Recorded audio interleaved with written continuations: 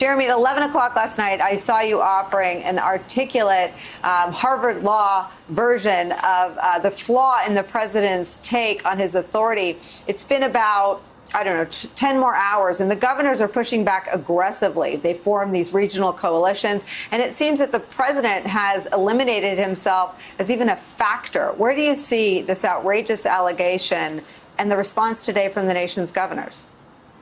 Well, first, just as a basic government 101, the government can ban a particular activity. They can close a particular private sector activity. They can't require a business to open. They can't say to a restaurant owner, you must serve your full menu. There's no way practically for the federal government to dictate that the private sector opens. That's point one. Second, just as a matter of federalism, as a matter of basic constitutional law, got Donald Trump up there saying, I take no responsibility, yet I have total absolute authority.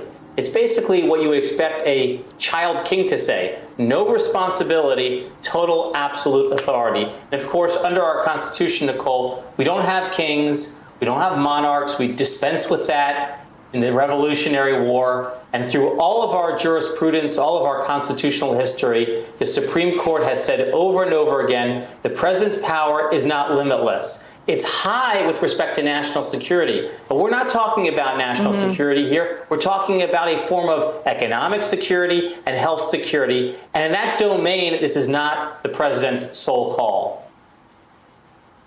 You know, Jeremy Bash, he seemed to suggest to a reporter that he would have papers drawn up on that. I think that's how that exchange ended, basically backing up his legal argument. There is a history of Donald Trump seeking legal justification for the things he wants to do, whether it's firing Mueller, something he asked his White House counsel to do, whether it's firing Jeff Sessions, something he wanted to do and ultimately did the day after the midterms, whether it's the rapid replacement of cabinet secretaries who displease him, who aren't sufficiently loyal or get bad press, chiefs of staff, I think he's on his fourth or fifth, who brought in a great propaganda artist in her own right, Kayleigh McEnany. I mean, what do you make of the peril that we face as a country, that the kinds of people around Donald Trump will try to make his statement sort of true? Is that alone dangerous?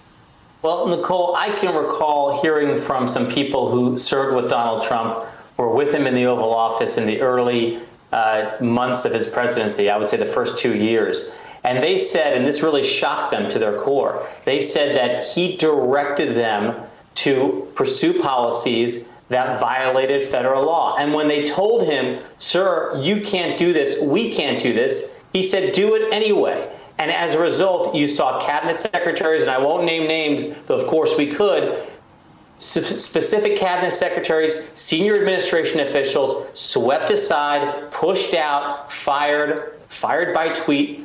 And fundamentally what was going on there was he was being told, no, you can't do this under the law. And he said, do it anyway.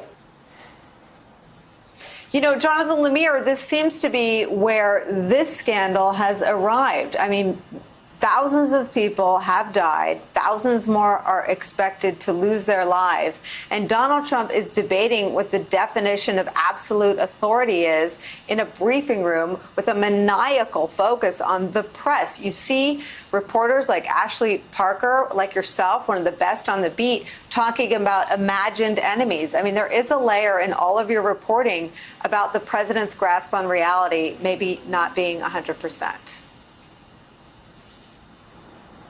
Think about the millions of Americans, Nicole, who tuned into that briefing yesterday, looking for reassurance, looking for information, looking for updates. Americans who have lost their jobs, Americans who have lost a loved one, those who are panicked and mourning. And instead, none of that was offered for at least 35 or 40 minutes or more in that briefing. Instead, it was an airing of the president's grievances. It was a screed against the press. It was a lot of defensiveness, pushing back against a number of stories over the last few days. New York Times, Washington Post. I contributed to one at the Associated Press that outlined all the steps and warning signs that they missed, his administration missed or ignored in January and February. And the president, of course, doesn't take too kindly to that sort of criticism. And it was capped off with that taxpayer-funded video made in the White House attacking members of the media, because that was where the president's focus was. And sure, he sometimes scores points with the base when he goes after the press. Sure, attacking the media's credibility maybe softens a bad headline that's going to land down the road. But that is, of course, not where the president's focus should be. And we are seeing now, with this split with the governors, we're also seeing, as much as he claims total authority, to this point, he has put the onus on the state houses to handle this crisis, to come up with medical equipment, to come up with masks, to come up with ventilators, to come up with tests. And that is, up until now, we see him refusing to accept any responsibility and only blame others. And he's gone from scapegoat to scapegoat to scapegoat.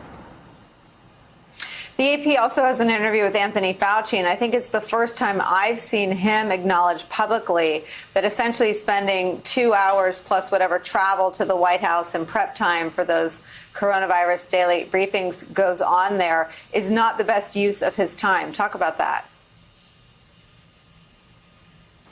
You're absolutely right, Nicole. My colleagues at the Associated Press sat down with Dr. Fauci earlier today, and he said a few things that were very revealing. First, the point you just made, that he finds these briefings grueling. He certainly knows it's part of his job to deliver facts to the American people. He wants to continue doing that. He's not suggesting he doesn't want to be part of it, but these briefings have started to go hour and a half, 2 hours, 2.5 hours, and it is grueling. Sometimes he stands for them, sometimes he sits, but this is a man whose time, he says, could be used in a much better fashion. He should be working. He should be working on safety measures to try to protect the American public, and instead he's made to sit there through these presidential diatribes. We saw him yesterday in a cadence that sort of resembled a hostage video try to clarify his comments over the weekend, where he was clearly trying to make good with the president and not face his wrath for suggesting that some of these measures should have been put into place sooner. And the other thing Dr. Fauci said, and this is particularly important because we anticipate that the White House today will announce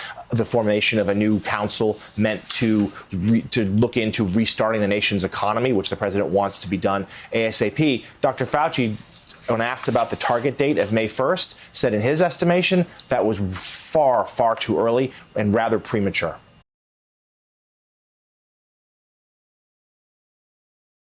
Hey there, I'm Chris Hayes from MSNBC. Thanks for watching MSNBC on YouTube. If you want to keep up to date with the videos we're putting out, you can click subscribe just below me or click over on this list to see lots of other great videos.